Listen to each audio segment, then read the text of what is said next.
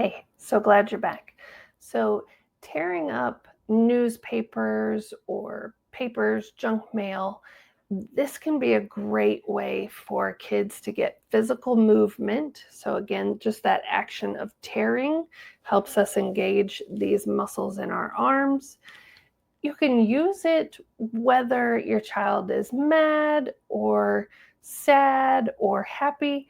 There's really no right or wrong way to use it, but thinking about our emotions as energy, and we want to get them out of their body, and we want to help them move through this emotion.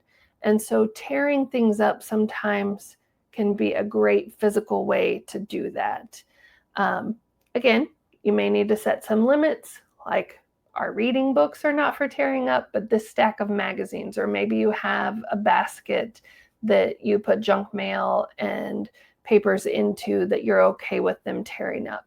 Having it in a place that's convenient, in a place that they can get to on their own, where you can easily direct them, like, hey, I noticed you're having a lot of feelings about this.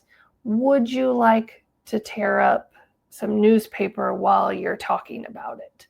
Again, that's a great way to use it. Very simple, but you're allowing them to use the tool if they want to, and you're also modeling it. So maybe you're grabbing some papers and tearing it up too and just saying, oh, had a rough day today and I need to get this emotion out. It's so important that we're modeling and not just leaving it up to our kids to figure out. So, as always, if you have any questions or want to know how to apply this to your specific kids or your situation, please reach out.